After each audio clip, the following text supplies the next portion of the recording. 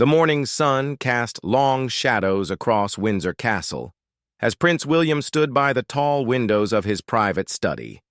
His hands trembled slightly as he held the official letter that had arrived just hours before. The words seemed to blur together, but their meaning was crystal clear. A tragic accident had claimed the lives of 12 young people from a local charity that he and Kate had supported for years. These weren't just statistics in a newspaper. These were faces he remembered, voices he had heard laughing during their last visit to the community center. Kate found him there 20 minutes later, still staring at the same piece of paper. She didn't need to ask what had happened. The expression on his face told her everything. Without saying a word, she walked over and gently took the letter from his hands. As she read, her own face grew pale. The victims were between 16 and 22 years old. They had been returning from a weekend retreat focused on mental health awareness when their bus collided with a truck on a rainy highway. Sarah Martinez, Kate whispered, recognizing one of the names. She was the girl who wrote us that beautiful poem about hope. She wanted to become a teacher. William nodded, remembering the bright-eyed teenager who had presented them with a handmade card during their last visit. Sarah had been so nervous that her hands shook, but her smile had lit up the entire room when they praised her artwork. The couple spent the next hour going through their files, pulling out photos and letters from their interactions with the charity over the past 3 years. Each image brought back memories of young people who had overcome incredible challenges. Many had struggled with depression, anxiety, and difficult family situations. The charity had become their safe haven, a place where they could find support and friendship. Now, 12 of those bright futures had been cut short in an instant. William's phone began ringing constantly as news of the tragedy spread. Palace officials, government ministers, and charity leaders all wanted to know how the royal couple would respond. But William wasn't thinking about official protocols or public expectations. He was thinking about the families who were receiving the worst news of their lives. He was thinking about the survivors who would carry the trauma of that night forever. He was thinking about a community that had just lost some of its brightest stars. Kate sat down at her desk and began drafting a personal message to each family. She knew that no words could ease their pain, but she also knew that silence would be worse. These families had opened their hearts to her and William during their visits. They had trusted them with their children's stories and dreams. Now, in their darkest hour, Kate felt a deep responsibility to respond with the same openness and authenticity. As the afternoon wore on, more details about the accident emerged. The bus driver, a volunteer who had given countless hours to the charity, had also died. The truck driver had fallen asleep at the wheel after working double shifts to support his own family. There were no villains in this story, only victims and heartbreak. This made the tragedy even more difficult to process. There was no one to blame, no clear cause to fight against. It was simply a terrible accident that had destroyed so many lives in a matter of seconds. William called the charity's director, Margaret Thompson, who had somehow survived the crash with only minor injuries. Her voice was barely a whisper when she answered the phone. She told him about the last few hours before the accident, how the young people had been so excited about the workshops they had attended. They had learned new coping strategies, made plans for the future, and supported each other through difficult conversations about mental health. The irony was almost too painful to bear. They were so full of hope, Margaret said, her voice breaking. They were talking about all the things they wanted to do when they got back. Sarah was planning to apply for university. James had just gotten his first job interview. Emma was going to start counseling training. They had so much life ahead of them. William listened, knowing that sometimes the most important thing he could do was simply hear these stories and honor these memories. As evening approached, Kate made a decision that would surprise many royal watchers. Instead of issuing A formal statement through the palace press office. She picked up her phone and began making personal calls to the families. She didn't have a script or talking points. She simply spoke from her heart, sharing her genuine grief and offering whatever support she could provide. Some families were too overwhelmed to talk, but others welcomed her words. One mother told her that knowing the royal family truly cared helped her feel less alone in her grief. The news media had already begun covering the story, with headlines focusing on the tragedy and speculation about how the royal family would respond. But William and Kate weren't thinking about public relations or media coverage. They were focused entirely on the human cost of this disaster. They spent the evening looking through more photos and reading letters from the young people who had died. Each story was unique, but they all shared common themes of resilience, hope, and determination to overcome adversity. Late that night, as they prepared for bed, Kate turned to William and said something that would guide all of their actions in the days to come. These families don't need us to be perfect or royal right now. They need us to be human. They need to know that their children mattered, that their lives had meaning, and that their deaths will not be forgotten. William nodded, understanding exactly what she meant. This wasn't about duty or protocol. This was about love, loss, and the connections that bind us all together as human beings.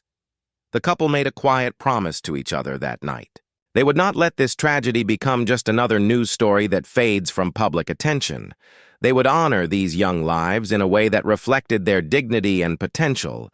They would support the survivors and families not just in the immediate aftermath, but for as long as needed. And they would do it all while staying true to their own grief, because pretending not to be deeply affected would dishonor the relationships they had built with these remarkable young people. The next morning brought an endless stream of media requests and official obligations, but William and Kate had already made their choice. They would visit the hospital where the survivors were being treated, regardless of what palace advisors recommended. Their private secretary tried to explain the complications of an unscheduled visit, the security concerns, and the media circus it would create. But Kate simply looked at him and said, "Some things are more important than protocol." Within hours, they were walking through the sterile corridors of St. Mary's Hospital. Kate carried a bag filled with personal items she had carefully chosen, books that the young people had mentioned enjoying, handwritten notes from her children, and small gifts that held special meaning. These weren't expensive or elaborate presents, but tokens of genuine care and remembrance. She had spent the early morning hours thinking about each survivor, trying to imagine what might bring them even a moment of comfort. The first room they entered belonged to 17-year-old Marcus Williams, who had been sitting in the back of the bus and suffered multiple fractures. His mother was by his bedside, holding his hand while he slept. When she saw the royal couple enter, her composure finally broke. "I keep thinking it should have been different," she whispered through her tears. "He was supposed to come home, excited about the weekend. Instead, I almost lost him too."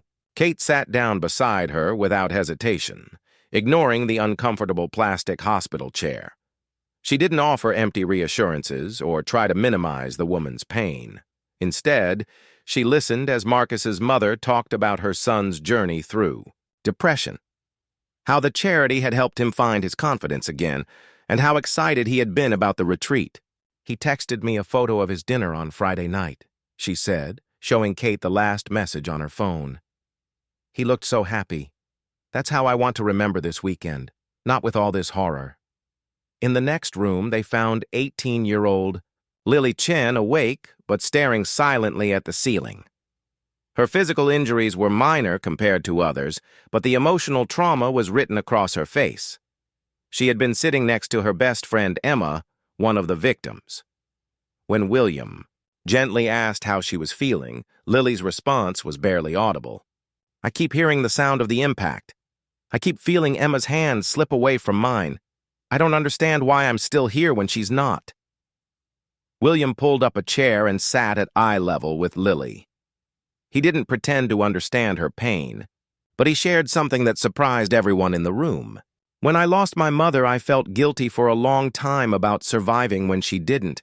I felt guilty for laughing or enjoying anything, but I learned that survivor's guilt doesn't honor the people we've lost.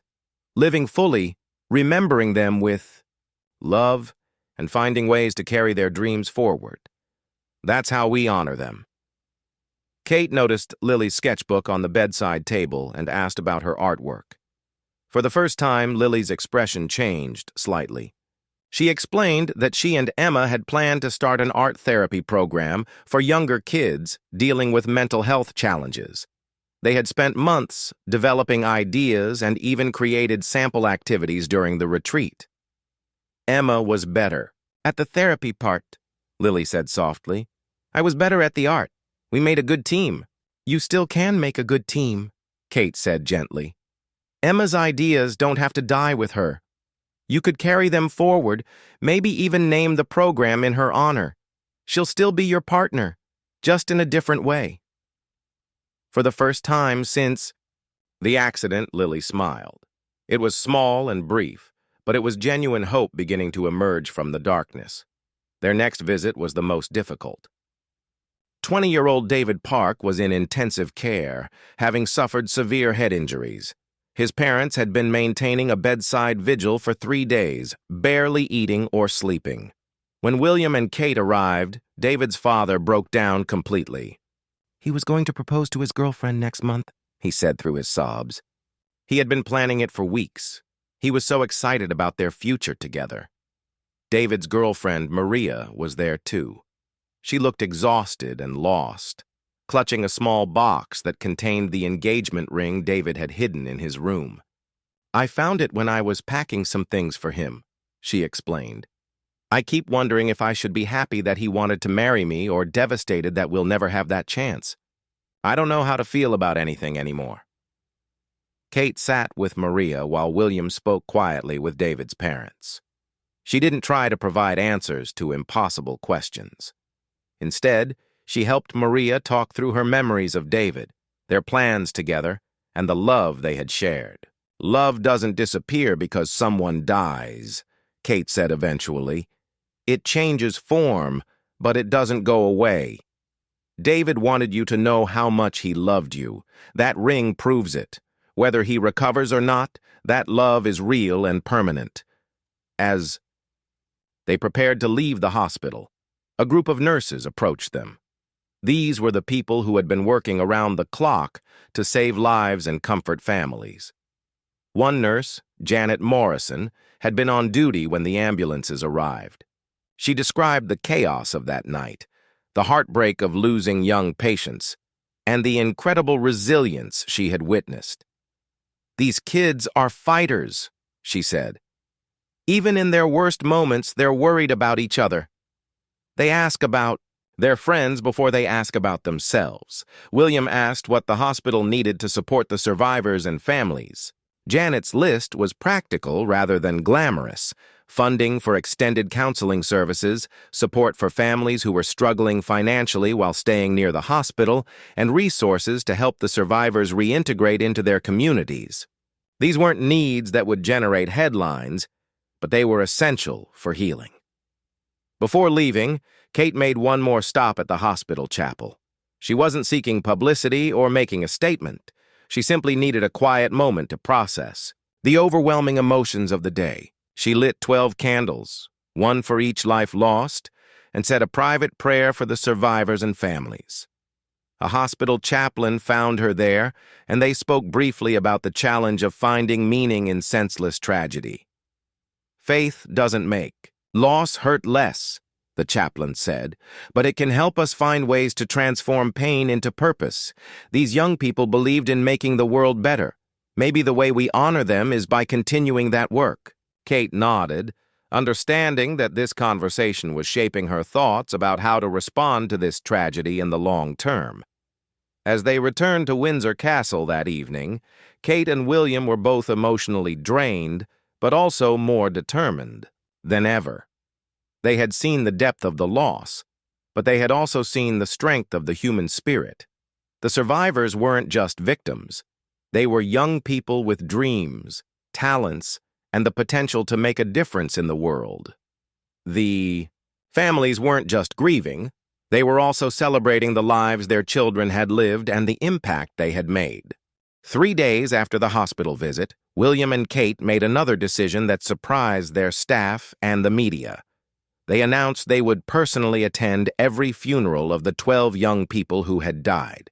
This wasn't a single formal ceremony where they could make one appearance and fulfill their obligation. This meant 12 separate services, 12 different families, and 12 opportunities for things to go wrong from a protocol perspective. But it also meant 12 chances to honor individual lives and show that each person mattered equally. The first funeral was for 19-year-old James Abbott, whose dreams of becoming a social worker had been inspired by his own struggles with anxiety and depression. His family had chosen to hold the service at a small community church rather than a grand cathedral. When William and Kate arrived, there was no red carpet or formal reception line. Instead, they were greeted by James's grandmother, who hugged Kate tightly and whispered, "Thank you for seeing him as a person, not just a headline." The church was packed with teenagers and young adults who had known James through the charity. Many were struggling with their own mental health challenges, and his death had triggered fear and despair in an already vulnerable community. As Kate looked around the congregation, she realized that this funeral wasn't just about saying goodbye to James. It was about helping dozens of other young people process their grief and fear without losing hope for their own futures. During the service, James's best friend Tom stood up to speak. His hands were shaking as he approached the microphone, and for a moment it seemed like he might not be able to continue.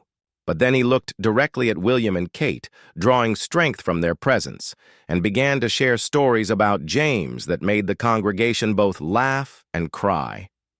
He talked about James's terrible jokes, his kindness to strangers, and his dream of opening a mental health center in their neighborhood. James used to say that surviving depression was like climbing a mountain, Tom said, his voice growing stronger. You can't see the top when you're struggling, but you keep putting one foot in front of the other. He made it to some beautiful viewpoints, and he helped the rest of us keep climbing too. I think he'd want us to keep going, to reach the summit he never got to see. The applause that followed was mixed with tears, but it was also filled with determination. After the service, Kate approached Tom privately. She had been moved by his speech and wanted to learn more about James's dream for a mental health center. As they talked, she realized that Tom and several other friends had actually been helping James develop a business plan.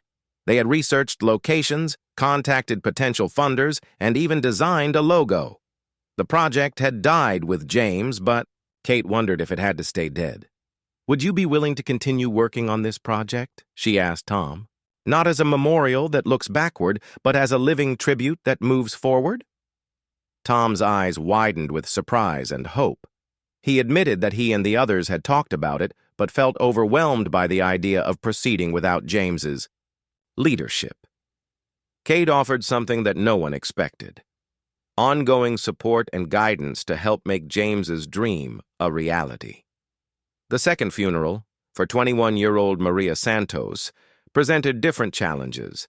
Maria's family were recent immigrants who felt intimidated by the media attention surrounding their daughter's death.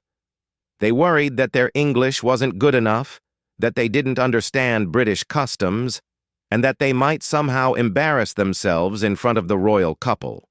When William and Kate learned about these concerns, they asked to meet with the family privately before the funeral. The meeting took place in the family's small apartment, where Maria's mother, Elena, had created a beautiful shrine with photos, candles, and flowers. Elena spoke in Spanish with her sister translating, sharing stories about Maria's journey from a shy immigrant teenager to a confident young woman who wanted to become a nurse.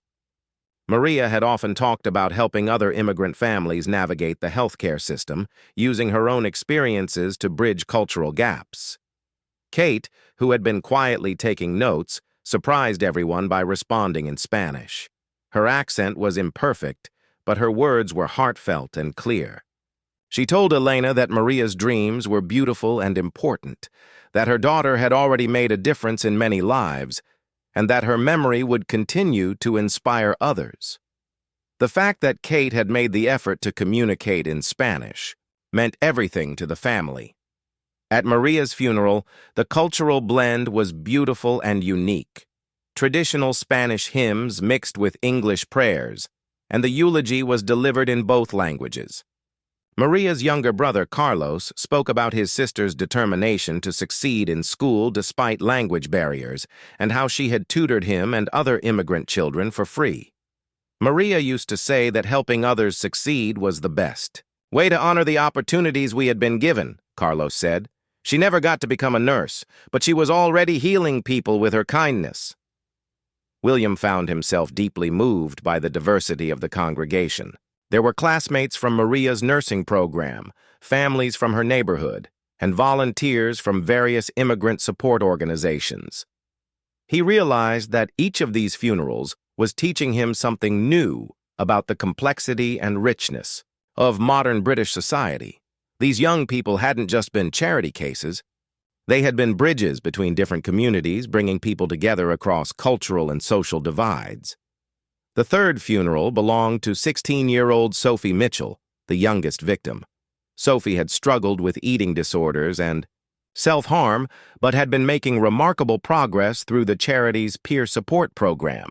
Her parents had initially been reluctant to have a public funeral, fearing that media coverage might focus on her mental health struggles rather than her recovery and potential. Kate spent an hour on the phone with Sophie's mother, discussing how to handle the media attention with sensitivity. Together, they crafted a statement that acknowledged Sophie's challenges while celebrating her strength and growth. "Sophie taught us that healing isn't about being perfect," the statement read. "It's about being brave enough to keep trying, to ask for help, and to support others who are struggling.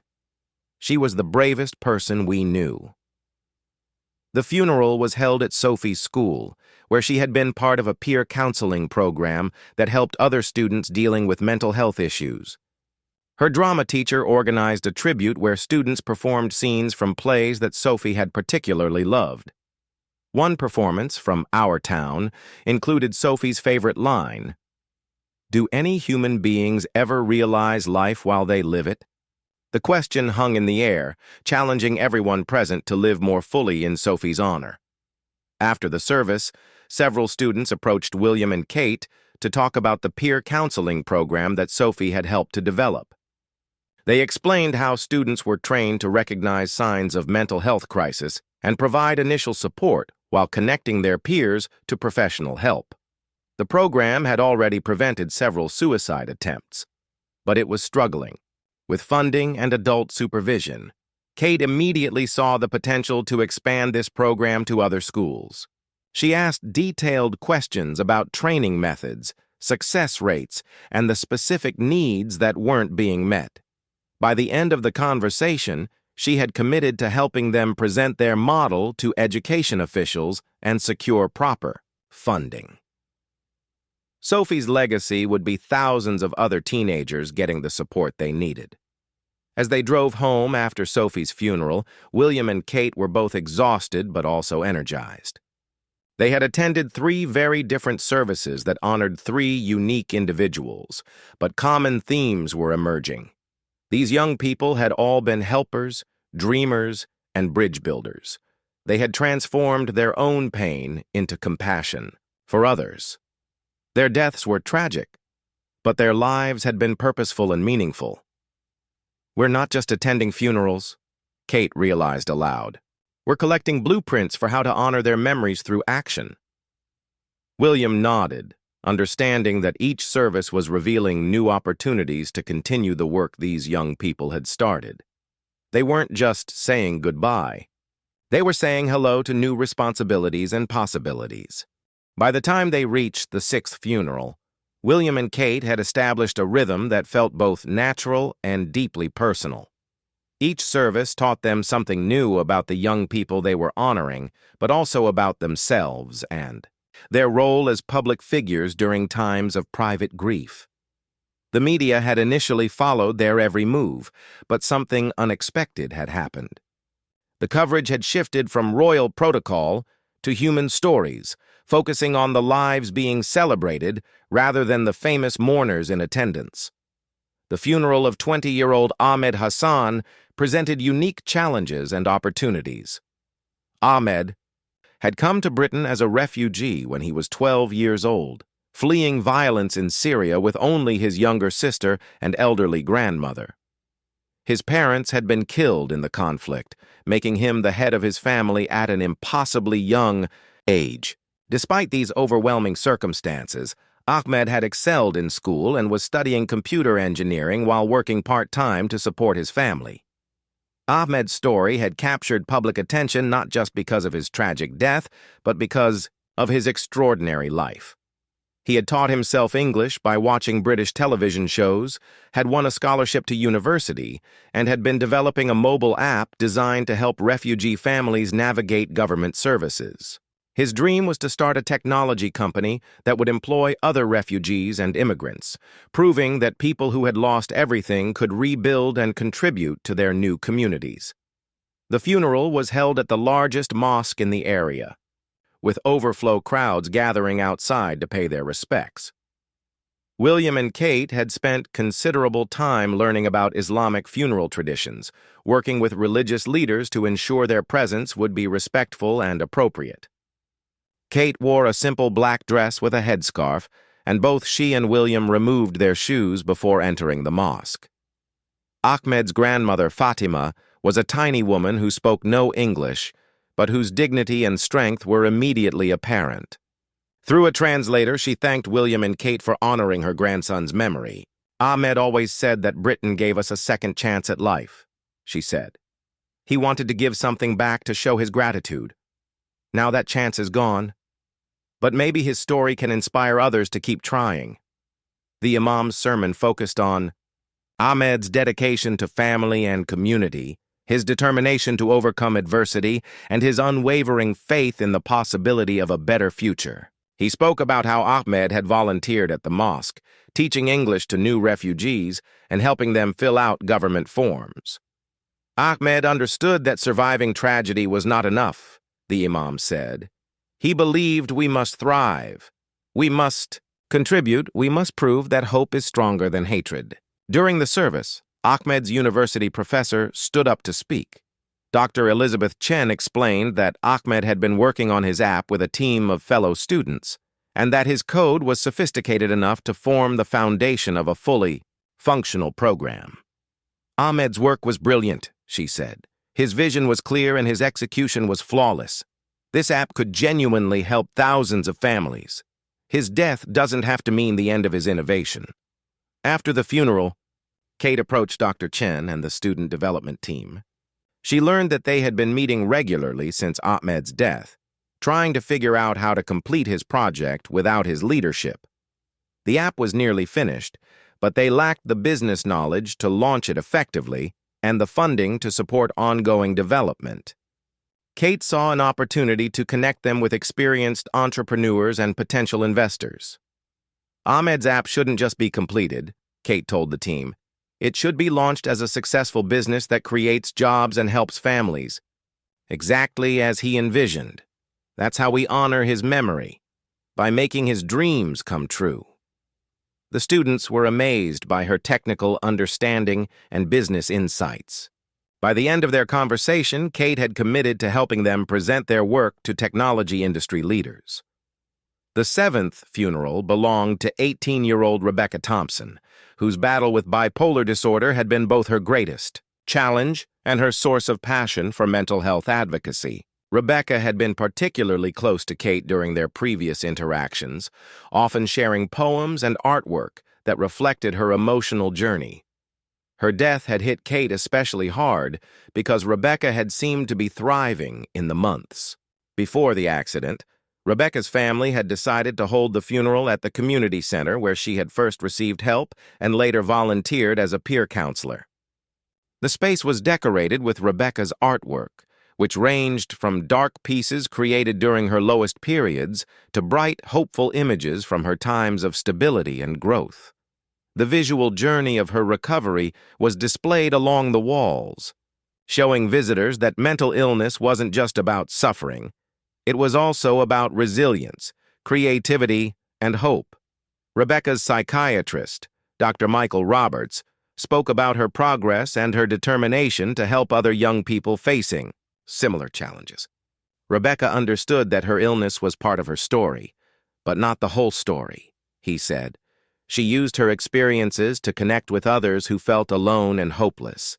She had a gift for helping people see that they could survive their darkest moments and find reasons to keep living. The most powerful moment came when Rebecca's younger brother Daniel read from her journal, which she had kept throughout her treatment. The entries he chose showed her evolution from despair to acceptance to hope, and finally to a determination to become a mental health counselor. "I want to be the person I needed when I was at my worst," she had written just weeks before her death. "I want to sit with other teenagers in hospital rooms and show them that this pain won't last forever." After the service, Daniel approached William and Kate with a proposal that surprised them. He wanted to create a scholarship in Rebecca's name that would help other young people with mental health challenges pursue careers in psychology and counseling. Rebecca believed that people with lived experience make the best healers, he explained. She wanted to prove that having a mental illness doesn't make you weak or incapable. It can actually make you more compassionate and effective. Kate was immediately interested in supporting this scholarship, but she also saw an opportunity for something larger. She suggested creating a comprehensive program that would not only provide financial support, but also mentorship, internships, and job placement assistance. "Let's make sure that Rebecca's scholarship recipients don't just get degrees," she said. "Let's make sure they get careers where they can carry forward her mission of helping others heal." The 8th and 9th funerals, held on the same day for best friends Lucy and Emma, who had died together, presented the challenge of honoring intertwined lives while recognizing individual achievements. Lucy had been studying social work with a focus on child protection, while Emma was pursuing a career in art therapy. They had met at the charity's support group and had become inseparable, planning to open a practice together that would combine their skills to help traumatized children. The joint service was held at a beautiful old church that had been struggling financially until Lucy and Emma organized fundraising events to help with restoration. Their efforts had not only saved the building, but had brought together different community groups that had never worked together before. The church had become a symbol of what could be accomplished when people with different backgrounds and skills collaborated toward a common goal. Emma's art teacher displayed a collaborative mural that Lucy and Emma had been creating together, designed to be installed in the children's ward of the local hospital. The mural depicted a garden where different types of flowers grew together, each beautiful in its own way, but contributing to a larger pattern of beauty and harmony. Emma had painted the flowers while Lucy had written inspirational quotes that were incorporated into the design. "They used to joke that they were like two sides of the same coin," Emma's mother said during the eulogy. Lucy was the words, Emma was the images, Lucy was the logic, Emma was the emotion, but together they were complete. They made each other better, and they made everyone around them better too. The congregation included dozens of children that Lucy and Emma had worked with, many holding drawings and letters they had created as tributes. After the service, the hospital administrator approached William and Kate about completing the mural installation. The hospital had been planning to hire professional artists to finish the work, but the children's families had requested that it be completed exactly as Lucy and Emma had envisioned it. Kate volunteered to work with Emma's art class to finish the project, ensuring that every brushstroke would honor the original vision. William found himself in conversation with the social work professor who had been supervising Lucy's internship. Professor Sarah Wilson explained that Lucy had been developing an innovative approach to family counseling that focused on building on existing strengths rather than just addressing problems. Lucy believed that every family had resources and resilience that could be activated with the right support, she said. Her methods were getting remarkable results with families that other approaches had failed to help. As they prepared for the final 3 funerals, Kate reflected on how much they had learned about the complexity and interconnectedness of the lives they were honoring. Each young person had been unique, but they had also been part of a larger community of healers, helpers, and hope builders. Their deaths had created gaps that couldn't be filled, but their projects, dreams, and relationships had created foundations that could be built upon. The 10th funeral marked a turning point that no one had anticipated. 22-year-old Michael Chen had been the oldest victim and the informal leader of the charity's peer support network. His funeral drew over 800 people, making it impossible to hold in a traditional venue. Instead, the service took place in the local secondary school gymnasium, which Michael had helped to renovate through community volunteer projects. Michael's life story was different from the others in many ways. He hadn't struggled with mental health issues or overcome dramatic hardships. Instead, he had been drawn to the charity by a simple desire to help others and make his community better. His steady presence and natural leadership had made him a mentor to dozens of younger participants. His death felt like losing the foundation that held everything together. William and Kate arrived to find the gymnasium transformed into something between a celebration and a memorial service. Michael's friends had created displays showing the various projects he had initiated: a community garden that provided fresh vegetables to low-income families, a tutoring program that had improved graduation rates at 3 local schools, and a job training initiative that had helped unemployed adults develop new skills. The speakers at Michael's service included people from every segment of the community. A grandmother whose grandson Michael had tutored spoke about how he had restored her faith in young people. A former gang member talked about how Michael had helped him find legitimate work and turn his life around. A city councilor credited Michael with bringing together community groups that had been feuding for years. Michael had this gift for seeing potential where others saw problems, said his university advisor, Dr. Patricia Williams. He looked at struggling schools and saw opportunities for innovation. He looked at unemployed adults and saw untapped talent. He looked at community conflicts and saw chances for collaboration. His death is tragic, but his vision doesn't have to die with him. During the reception following the service, Kate found herself surrounded by young people who had worked with Michael on various projects. They were devastated by his loss, but also determined to continue his work. The problem was coordination. Michael had been the central figure who connected different groups and initiatives. Without him, they were struggling to maintain the relationships and momentum he had created. Kate listened carefully as they described the scope of Michael's activities and their concerns about continuing without his leadership. Then she made an offer that surprised everyone, including herself. She proposed creating a Michael Chen Community Foundation that would provide ongoing support, resources, and coordination for all the projects he had started. "Michael built something beautiful," she said. "Let's make sure it not only survives but grows." The 11th funeral belonged to 19-year-old Jennifer Walsh, whose passion for environmental justice had led her to organize cleanup projects in low-income neighborhoods that had been neglected by city services. Jennifer's approach had been both practical and political. She picked up trash and planted flowers, but she also documented environmental hazards and lobbied for better services. Her death had left several ongoing campaigns without their most knowledgeable and passionate advocate. Jennifer's funeral took place in the park she had been working to restore, a space that had been transformed from a dumping ground to a community, gathering place through her efforts. The service was outdoors under a pavilion that Jennifer had helped to fundraise and build. Her fellow environmental activists had prepared displays showing the before and after photos of various sites she had improved, along with documentation of the health improvements that resulted from her work. Jennifer's mother, Carol, spoke about her daughter's evolution from an angry teenager frustrated by injustice to a strategic activist who knew how to create real change. "Jennifer used to complain about everything that was wrong with the world," Carol said. But then she realized that complaining wasn't enough.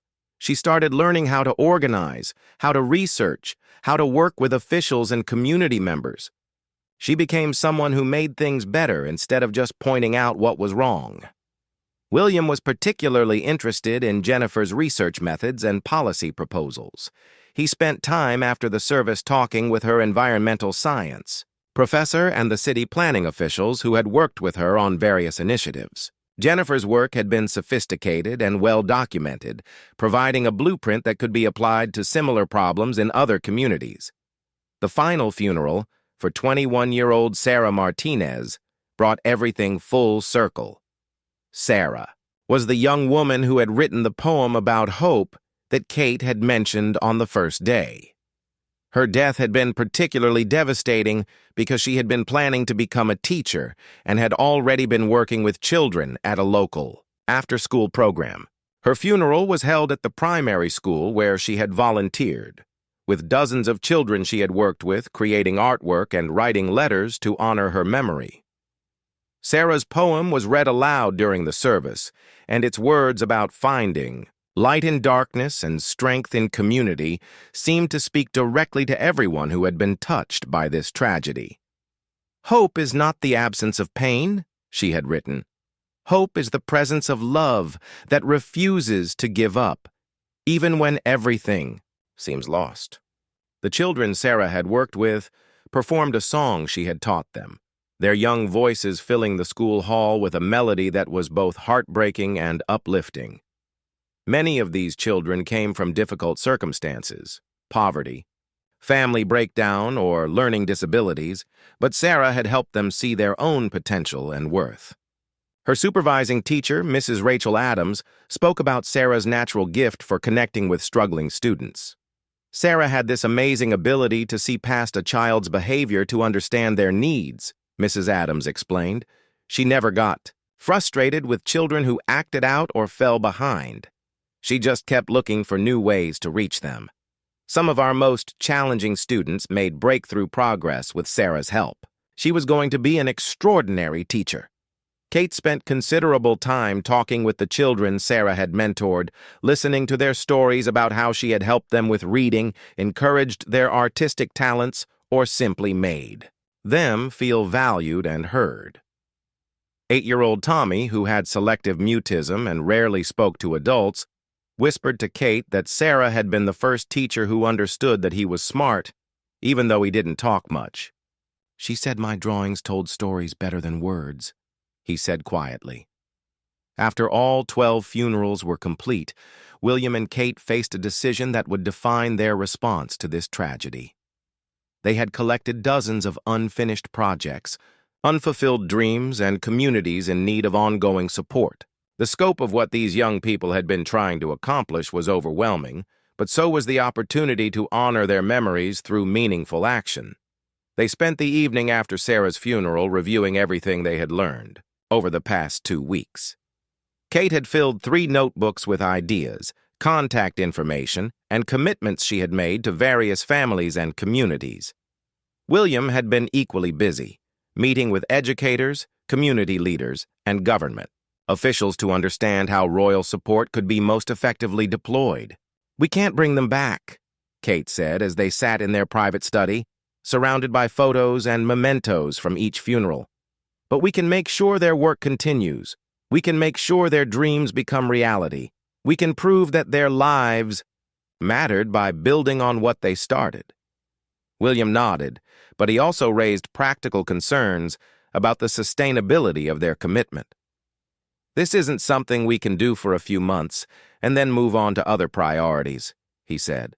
"If we're going to honor these young people properly, we need to be prepared for years of ongoing involvement. We need to create structures that will outlast our personal attention."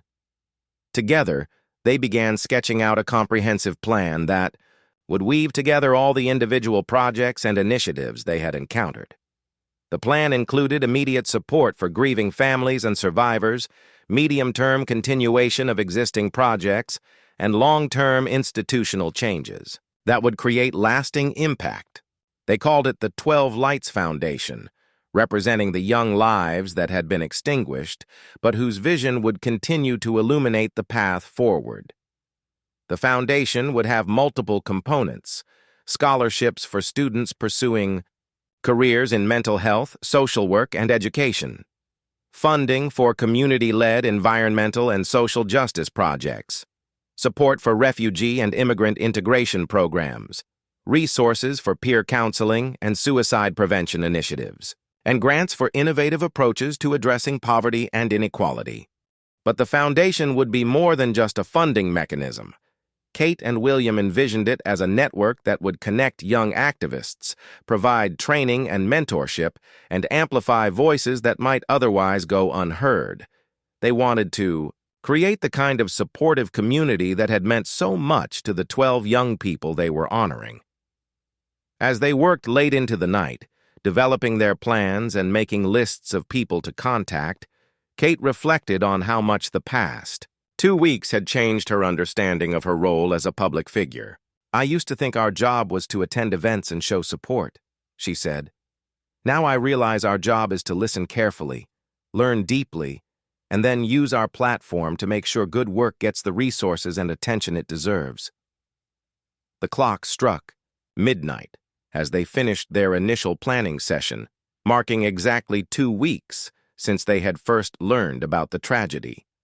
In those 14 days, they had attended 12 funerals, met hundreds of grieving family members and friends, learned about dozens of community projects and social initiatives, and committed themselves to a lifetime of honoring these young lives through action rather than just words. Tomorrow would bring the challenge of turning their plans into reality.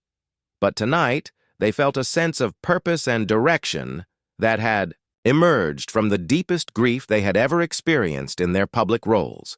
The 12 young people were gone, but their legacy was just beginning. 6 months later, Kate stood in the same community center where she and William had first met many of the young people who had died in the tragedy. But today, the space was filled with hope and activity, rather than grief and loss. The 12 Lights Foundation had officially launched, and the center was hosting its first annual celebration of the lives and legacy of the 12 remarkable individuals who had inspired its creation. The transformation had been extraordinary. Ahmed's refugee support app had been completed and launched, already helping over 3,000 families navigate government services and connect with community resources. The development team, now employed by a successful startup company, had named their first product Hassan Helper in Ahmed's honor. His grandmother Fatima had been present for the launch event, tears of pride streaming down her face as she saw her grandson's dreams becoming reality. Tom and his friends had opened the James Abbott Mental Health Center in a converted warehouse that had been donated by a local businessman moved by James's story. The center offered counseling services, peer support groups, and life skills training. Most importantly, it employed several young people who had overcome their own mental health challenges, proving that survival could lead to meaningful careers helping others heal. The waiting list for services stretched for months, demonstrating the desperate need that James had recognized. Rebecca Thompson's scholarship program had awarded its first grants to 12 students pursuing careers in mental health counseling. Each recipient had personal experience with mental illness and a passion for helping others facing similar struggles. The program included not just financial support, but also mentorship from established professionals and guaranteed internship placements. Rebecca's brother Daniel had become the program's coordinator, channeling his grief into ensuring that his sister's vision of compassionate, experience-based care became a widespread reality. Lily Chen had indeed continued the art therapy program. She had planned with her best friend, Emma. The Emma and Lily Creative Healing Initiative was now operating in 6 schools and 2 hospitals, using art to help children process trauma and express emotions they couldn't put into words. Lily had completed her teaching degree and was training other artists to facilitate therapeutic programs. Every session began with a moment of remembrance for Emma, whose ideas continued to guide the work. Maria Santos's dream of helping immigrant families navigate healthcare had evolved into a comprehensive community health program. Her brother Carlos, now in nursing school on a scholarship funded by the foundation, worked part-time as a cultural liaison at the local hospital. The program had reduced emergency room visits among immigrant families by 30% while increasing preventive care participation by over 60%. Maria's mother, Elena, had become a community health worker, using her own experiences to help other families access the care they needed. The Michael Chen Community Foundation had become a model for grassroots organizing that was being studied by universities and replicated in other cities. The foundation had coordinated over 50 community improvement projects, from neighborhood gardens to job training programs to conflict resolution initiatives. Most importantly, it had created a network of young leaders who supported each other's work and collaborated on addressing complex social problems. Sophie Mitchell's peer counseling program had expanded to 40 schools across the region. Trained student counselors were providing initial support to classmates in crisis while connecting them to professional help. The program had documented over 200 interventions that had helped prevent self-harm or suicide attempts. Sophie's parents had become advocates for youth mental health services, speaking at conferences and lobbying for better funding for school-based programs. Jennifer Walsh's environmental justice work had inspired the creation of the Green Equity Initiative, which focused on improving environmental conditions in low-income communities. The initiative had cleaned up over 30 contaminated sites, planted thousands of trees in neighborhoods that lacked green space, and successfully lobbied for stronger enforcement of environmental regulations. Jennifer's documentation methods had become a training model for other environmental activists. Lucy and Emma's collaborative mural had been completed and installed in the Children's Hospital, where it brought comfort to hundreds of young patients and their families. But their legacy extended far beyond that single artwork. The two sides of the same coin program paired social work students with art therapy students, creating teams that could address both practical and emotional needs of children in crisis. The program had expanded to include education students, nursing students, and others, creating interdisciplinary approaches to child welfare. Sarah Martinez's after-school program had grown into a comprehensive educational support system that was serving over 400 children from disadvantaged backgrounds. The program combined academic tutoring with artistic enrichment, emotional support, and family engagement. Sarah's teaching methods, carefully documented by her supervising teacher, had become part of the curriculum at the local teacher training college. Every graduate learned about her approach to seeing potential in struggling students. David Park had survived his injuries but faced a long recovery process. His girlfriend Maria had kept the engagement ring, and they had married in a small ceremony at his rehabilitation hospital. David's determination to recover had inspired other patients and staff. Though his mobility was limited, he had become a peer counselor for other brain injury survivors. The wedding rings he had been planning to buy with his savings had been turned into a memorial fund that provided emergency financial assistance to families dealing with sudden medical crises. As Kate walked through the community center, she was struck by how naturally the various programs had grown and interconnected. The mental health center referred clients to the art therapy program. The environmental initiative provided job training opportunities for refugees served by Ahmed's app. The peer counseling program worked closely with Rebecca's scholarship recipients who were completing their internships. The Community Foundation coordinated volunteers for multiple programs while providing meeting space and administrative support.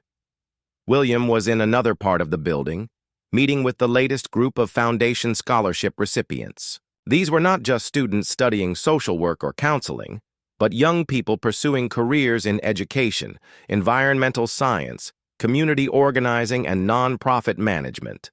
What they all shared was personal experience with adversity and a commitment to helping others overcome similar challenges. The 12 people we lost understood something important, William told the scholarship recipients. They knew that healing happens in community, that change requires both individual effort and collective action, and that the most effective helpers are often those who have faced similar struggles. You are their legacy, and through your work, their impact will multiply exponentially. Kate found herself thinking about the conversation she had with the hospital chaplain on that first overwhelming day. He had said that faith could help transform pain into purpose, and she now saw the truth of that observation. The pain of losing 12 bright, passionate young people would never fully disappear. But that pain had been transformed into a network of programs, relationships, and opportunities that would prevent other tragedies and help countless individuals build better lives. The evening celebration included performances by children from Sarah's after-school program, artwork created by participants in the Art Therapy Initiative, presentations about successful environmental projects, and testimonials from people whose lives had been changed by the various programs. But the most powerful moment came when the 12 families were invited to light candles representing their children's continuing influence. "These lights don't replace the ones we lost," said James's grandmother, speaking on behalf of all the families, "but they prove that love is stronger than death, that hope is more powerful than despair, and that the best way to honor someone's memory is to continue their work of making the world better." As the ceremony concluded, Kate and William stood together at the back of the room, watching the families, survivors, program participants, and community members mingle and share stories. The initial shock and devastation of 6 months ago had been transformed into something unprecedented, a sustainable network of support, innovation, and hope that would continue growing long after the media attention faded and the royal involvement shifted to other priorities. "We did what we promised," Kate said quietly to William. "We made sure their lives mattered. We proved that their dreams could become reality. We showed that tragedy doesn't have to have the final word." William nodded, but he was already thinking about the future. "This is just the beginning," he said. "In 5 years, 10 years, 20 years, there will be thousands of people whose lives are better because these 12 young people lived and because we chose to honor their memories through action rather than just words. That's a legacy worth spending a lifetime protecting and expanding." As they prepared to leave, Kate took one last look around the room. She saw Tom counseling a teenager who was struggling with depression. She saw Lily teaching a child to express her feelings through painting. She saw Carlos translating for an elderly immigrant who needed medical care. She saw dozens of other young people who had been inspired by the 12 lights to become lights themselves. The tragedy that had brought them together would always be heartbreaking. The loss of those 12 remarkable individuals would always represent unrealized potential and unfulfilled dreams. But their legacy had become something beautiful, sustainable, and transformative. They had died, but their work would live forever, growing and adapting and touching lives they never could have imagined. In the end, that was the most graceful farewell of all, ensuring that their influence would continue to expand long after their voices had been silenced.